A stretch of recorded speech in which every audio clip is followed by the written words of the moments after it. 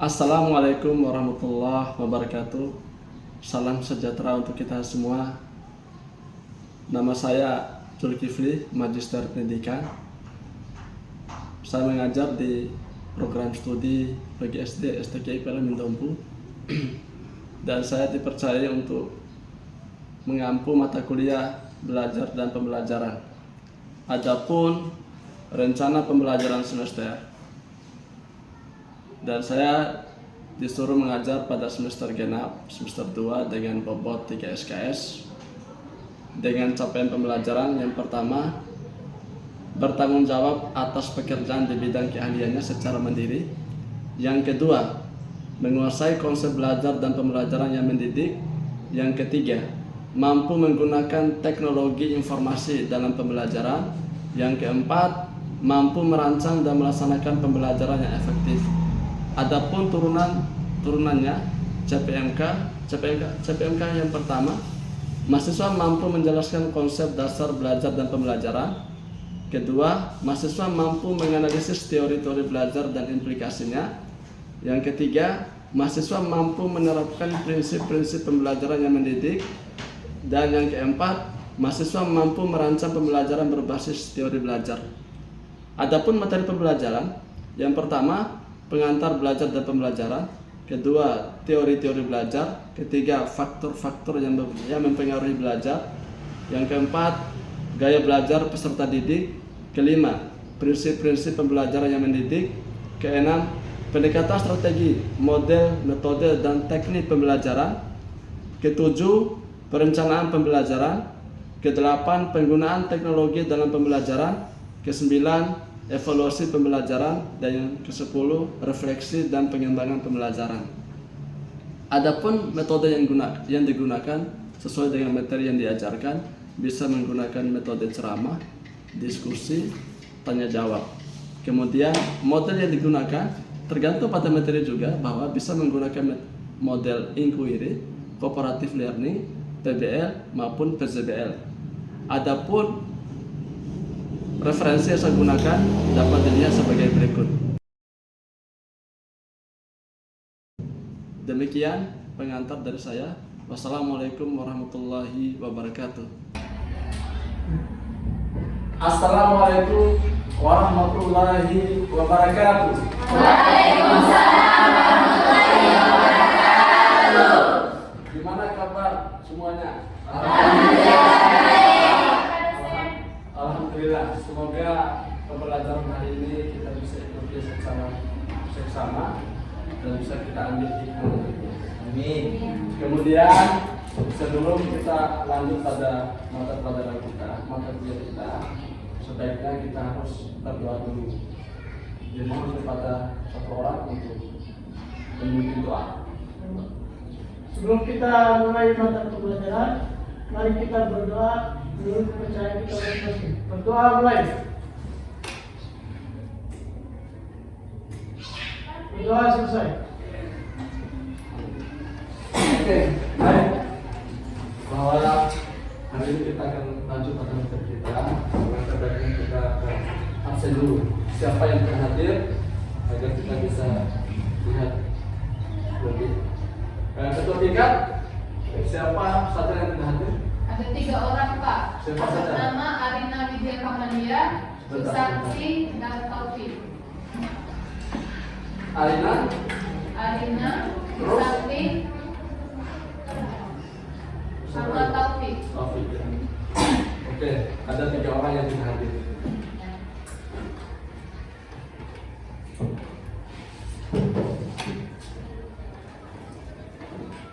Hari ini kita akan belajar tentang prinsip-prinsip pembelajaran yang mendidik.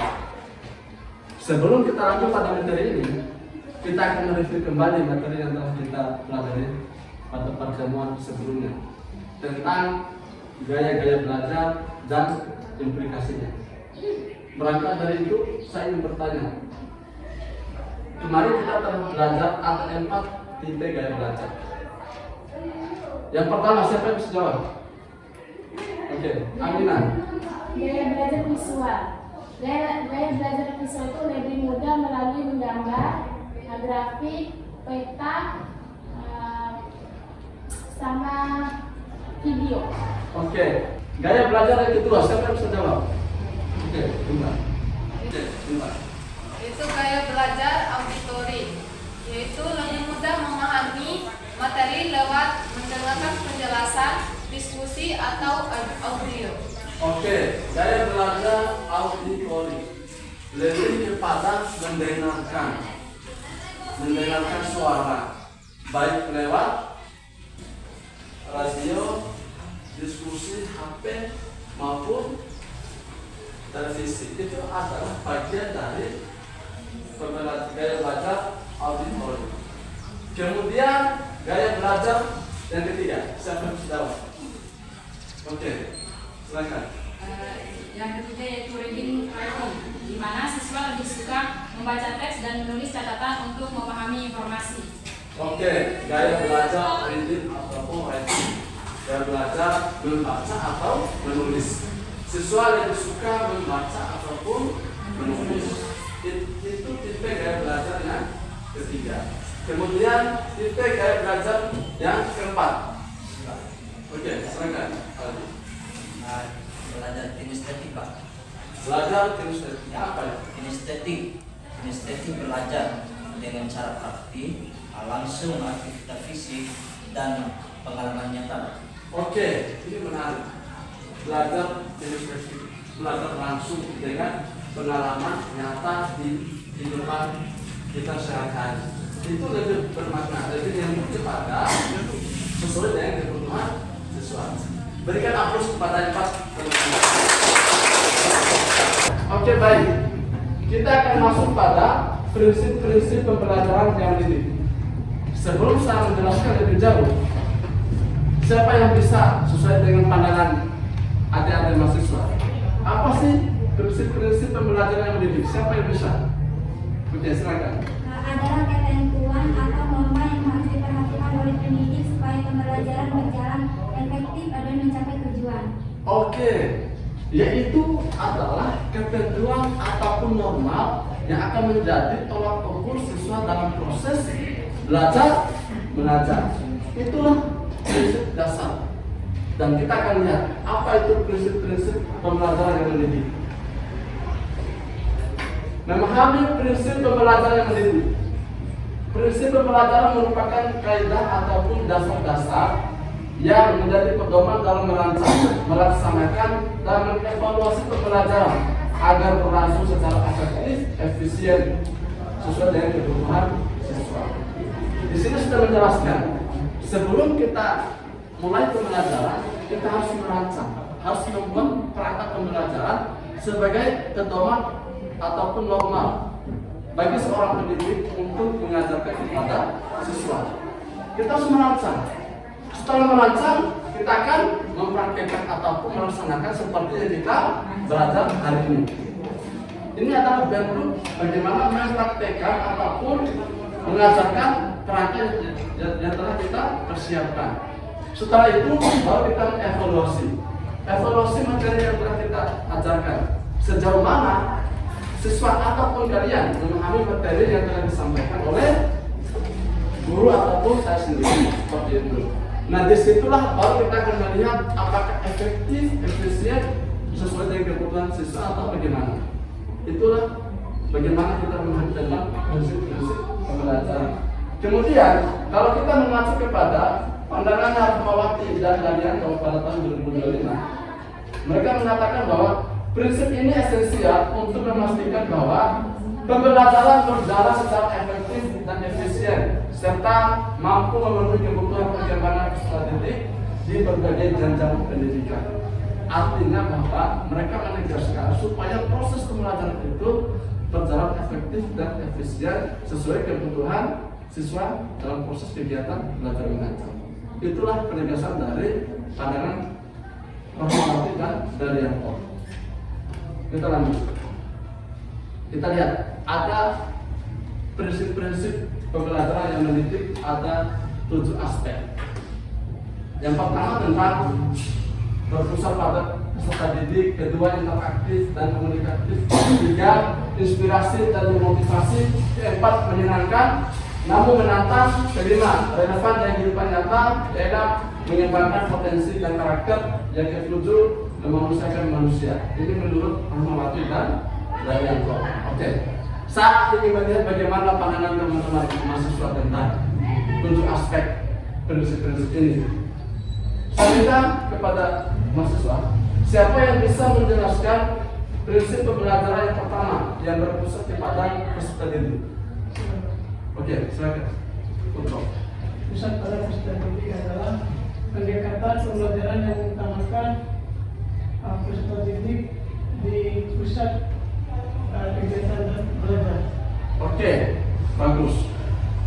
Yaitu pembelajaran yang berpusat kepada peserta didik, di mana memberikan ruang kepada siswa yang lebih aktif daripada guru ataupun dosen. Itu yang pertama. Itulah siapa yang bisa menjelaskan interaktif dan komunikatif. Saya, Pak. Oke, silakan. Jadi interaktif itu adalah proses pembelajaran yang melibatkan guru dan siswa, sedangkan komunikatif itu merujuk pada kemampuan berkomunikasi yang efektif dan efisien. Oke, luar biasa. Di sini adalah bagaimana ada komunikasi, ada interaktif antara guru dan siswa. Kemudian bagaimana komunikasi itu dapat mempengaruhi proses kegiatan belajar mengajar sehingga tercapai apa yang diinginkan dalam proses belajar. Itu maksud dari yang kedua. Yang ketiga, silakan. Inspiratif dan motivasi. Inspiratif lebih menekankan pada pengaruh ide gagasan atau contoh yang luar biasa, sedangkan motivasi lebih menekankan pada dorongan untuk bertindak. Bagus. Jadi inspirasi itu adalah bagaimana cara kita untuk membangun motivasi siswa agar siswa ini lebih bisa untuk belajar dengan baik. Kemudian inspiratif, memotivasi. Di sini bagaimana supaya siswa ini dalam proses pembelajaran tidak bosan. Kita harus memberikan motivasi kepada mereka. Kenapa perlu kita berikan motivasi? Supaya siswa ini lebih asik dalam proses kegiatan belajar mengajar. Kemudian yang keempat, siapa yang bisa menjelaskan? Silakan. Baik, menyenangkan namun menantang adalah dua konsep yang dapat digunakan untuk menggambarkan pengalaman belajar yang efektif. Menyenangkan berarti bahwa proses belajar dapat dinikmati dan membuat siswa merasa bahagia, sedangkan menantang berarti bahwa proses belajar dapat membuat siswa untuk berpikir kritis dan kreatif. Oke, jadi terlepas kita memberikan motivasi kepada siswa, belajar itu harus menyenangkan. Kenapa perlu belajar yang menyenangkan? Supaya siswa ini semangat, senang, tidak merasa bosan, tidak capek dalam proses pembelajaran. Di lain sisi bahwa perlu menantang dalam proses belajar itu. Kenapa? Supaya kita memicu siswa ini agar lebih aktif. Kita berikan stimulus, kita bangun kerangka berpikir siswanya. Setelah kita berikan stimulus, bagaimana kita minta pandangan kepada siswa untuk menjelaskan apa yang kita berikan. Itu adalah bagian dari menantang. Supaya siswa itu lebih semangat, lebih aktif lagi, lebih aktif dalam proses belajar. Seperti itu. Kemudian selanjutnya, relevan dengan kehidupan nyata. Siapa yang bisa menjelaskan? Silakan. Silakan. Nomor 5 itu relevan dengan kehidupan nyata, yaitu yang memiliki hubungan langsung atau berkaitan dengan kehidupan nyata. Oke. Proses pembelajaran ini adalah proses pembelajaran yang ada kaitan langsung dengan kehidupan lingkungan sekitar. Kenapa perlu? Karena belajar menyentuh kepada kondisi yang ada di sekitar lingkungan itu lebih efektif, lebih membangun siswa untuk berpikir. Karena bisa mereka mengembangkan pemikirannya ketika melihat bagaimana kondisi lingkungan di sekitar. Disitulah dalam artian belajar dengan sesuai dengan kehidupan nyata. Kemudian berikutnya mengembangkan potensi dan karakter. Jadi mengembangkan potensi berarti memaksimalkan kemampuan dan bakat yang dimiliki oleh seseorang. Sedangkan karakter mengembangkan karakter berarti membentuk kepribadian yang kuat dan positif. Oke. Jadi belajar dalam mengembangkan potensi itu penting. Mengembangkan potensi bakat itu penting. setiap siswa itu punya beragam bakat kompetensi yang dimiliki. Nah, bagaimana cara guru mengasah kemampuan siswa tersebut agar siswa itu bisa mengembangkan potensi yang dimiliki? Dipacu terus, berikan semangat, berikan dorongan kepada siswa supaya siswa itu bisa mengembangkan potensi yang dimiliki, sehingga potensi itu bisa dikembangkan lebih besar dan dia bisa menjadi orang yang ahli dalam potensi tersebut. Dan berkarakter, punya karakter yang baik, jujur, sopan santun, kemudian taat, bertanggung jawab dan sebagainya. Itu penting karakter. Kalau tidak memiliki karakter, maka generasi siswa-siswa kita akan kemana kan ke depannya. Itu penting. Terlepas kita mengembangkan potensi, kita harus membentuk juga karakter siswa. Harus itu supaya punya tanggung jawab, punya kejujuran, sopan santun antara sesama, antara guru dan siswa dan sebagainya. Itu penting. Makanya antara guru itu terlepas potensi kita kembangkan, kita bentuk juga karakter siswa. Oke. Kemudian yang ketujuh, memanusiakan manusia adalah ungkapan yang berarti memperlakukan seseorang sebagaimana mestinya sebagai manusia yang bermartabat, berperasaan dan berhak dihormati. Oke, ini penting. Dari 6 aspek ini kita lihat yang terakhir, memanusiakan manusia. Terkadang banyak di antara kita ini tidak menghargai antara satu dengan yang lain. Terkadang karena teman kita, orang yang tidak mampu, kita tidak menghargai. Atau orang yang kecil yang tidak berwibawa menurut kalian tidak dihargai. Tidak boleh seperti itu. Dalam pendidikan itu, bagaimana mengajarkan kita harus bisa menjaga, menghargai, menghormati apapun orang, apapun keadaan orang itu kita harus menjaga dan menghargai. Termasuk manusia, tidak ada diskriminasi di sini. Tidak boleh kita memarginalkan antara yang satu dengan yang lain. Dia miskin kaya, itu sama saja dalam dunia pendidikan. Kita tetap menghargainya, sebab dia itu adalah manusia yang patut kita hormati dan kita jaga. Itu penting. Jadi tidak boleh ada diskriminasi dalam proses kegiatan belajar mengajar. Kita berikan perlakuan yang sama terhadap siswa. Tidak ada perbedaan, sama saja. Dia anak pejabat, anak orang petani, itu sama saja. Ini penting. Artinya mengajarkan kita tentang kesejahteraan ataupun keadilan. Tidak boleh ada diskriminasi antara yang satu dengan yang lain. Oke, baik, kita lanjut. Nah, coba kita lihat studi kasus pada belajar dan ujian. Ini ada salah satu guru namanya Pak Rudi.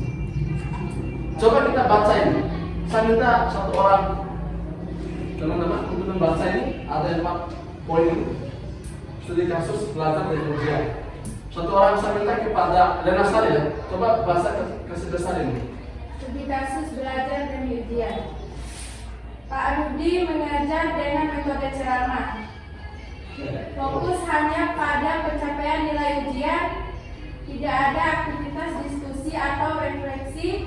Siswa diminta menghafal isi buku tanpa pemahaman. Oke.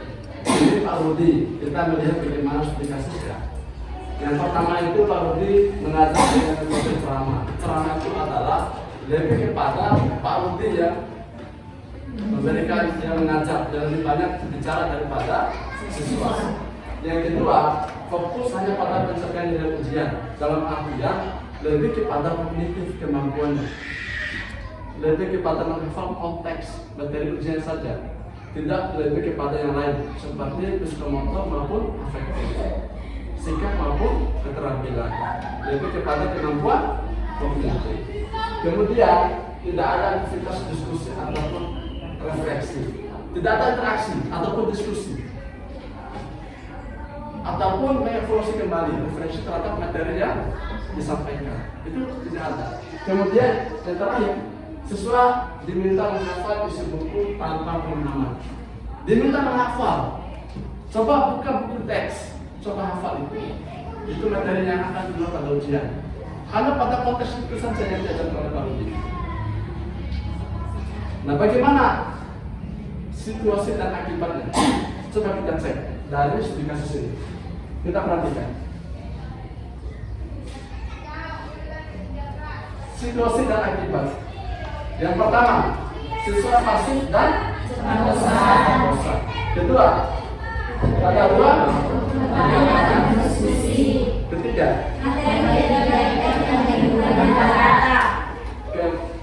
terakhir, dan terakhir, inilah situasi dan akibat dari proses pembelajaran yang diajarkan kepada siswa oleh Pak Budi. Karena Pak Budi ini lebih kepada nilai ujian daripada aspek yang lain. Nah, berdampak seperti ini. Nah, inilah sesuatu yang harus kita perhatikan. Hal seperti ini yang harus kita jaga agar kiranya bahwa proses pembelajaran itu tidak selalu kita penguatan pada peneliti, tapi tentu kepada versi maupun lalu. Nanti saya akan berikan kesempatan kepada setiap kelompok untuk menjelaskan hasil diskusi kelompoknya. Kemudian kelompok satu nanti bisa untuk melempar juga pertanyaan kepada kelompok 2, kelompok 3 bisa melempar pertanyaan kepada kelompok 1 berdasarkan hasil tugas kelompok yang masing-masing. Artinya ada ruang untuk teman-teman bertanya kepada setiap kelompok. Kemudian teman-teman yang duduk di belakang bisa membantu menjawab kelompok teman-temannya. Oke, silakan mulai dari kelompok 1 untuk menjelaskan materinya. Baik, pertanyaannya apa prinsip pembelajaran yang tidak Coba berdiri ya, biar bisa tidak sama teman-teman yang lain. Oke, prinsip pembelajaran yang tidak diterapkan oleh Kak Rudi yang pertama tidak memberikan ruang kepada siswa, yang kedua kurang interaktif, yang ketiga tidak dikaitkan dengan kehidupan nyata. Oke, itu hasil diskusi teman-teman kelompok 1. Silakan kelompok 2. Kalau pasal itu ya. Assalamualaikum warahmatullahi wabarakatuh. Hasil besar semuanya masa laki-laki siapa? Ya, saya ulang sekali lagi teman-teman. Ya, assalamualaikum warahmatullahi wabarakatuh. Ya, gimana kelompok 2 ini? Bagaimana dampaknya terhadap siswa? Ya, Pak. Yang pertama, terlalu mendengarkan ceramah dan membaca materi tanpa melakukan apa-apa. Yang kedua, tidak memberikan kesempatan untuk berdiskusi kepada siswa. Oke. Luar biasa kelompok 3. Baik, assalamualaikum warahmatullahi wabarakatuh. Baik, di sini saya akan membacakan hasil diskusi kelompok 3 yakni terkait tentang merancang guna pembelajaran yang mendidik. Di sini kami akan mengambil prinsip belajar yang berpusat pada peserta didik, di mana peserta didik aktif menggaungkan pendapatnya agar peserta didik lebih semangat dalam belajar. Yang kedua, kita akan mengambil kontekstual atau di mana peserta didik belajar yang berkaitan dengan dunia nyata. Oke, terima kasih. Oke, silakan. Sebutkan nama ya. Assalamualaikum, sebutkan nama. Assalamualaikum warahmatullahi wabarakatuh. Waalaikumsalam. Perkenalkan, nama saya Kamila. Baik, di sini saya akan menjawab dari soal di depan. Soal nomor 1 ya. Ya, soal pertama itu sebutkan dan jelaskan komposisi pembelajaran yang mendidik. Yang pertama itu berpusat pada peserta didik, dan yang kedua itu interaktif dan komunikasi. Berpusat pada peserta didik adalah pendekatan pembelajaran yang menempatkan peserta didik sebagai pusat proses pembelajaran, dan yang kedua itu interaktif dan komunikasi adalah dua hal yang saling terkait erat dalam proses pembelajaran yang efektif. Belajar interaktif menekankan pada keterlibatan aktif peserta didik dalam proses pembelajaran, dan yang kedua itu komunikasi merupakan jembatan untuk interaksi dan pertukaran informasi tersebut. Mungkin itu saja, sekian. Oke, luar biasa. Berikan aplaus.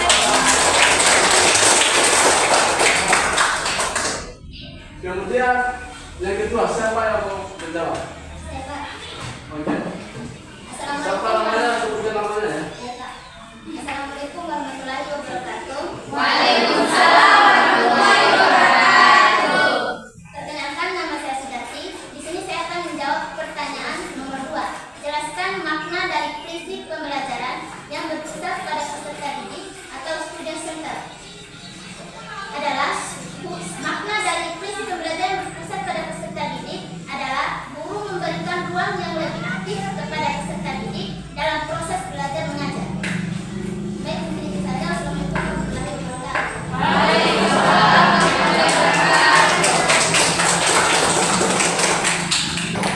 Kemudian yang ketiga. Oke, silakan. Baik, assalamualaikum warahmatullahi wabarakatuh. Kenalkan, nama saya Gidarul. Baik, saya akan coba menjawab pertanyaan dari nomor 3. Mengapa pembelajaran harus relevan dengan kehidupan siswa?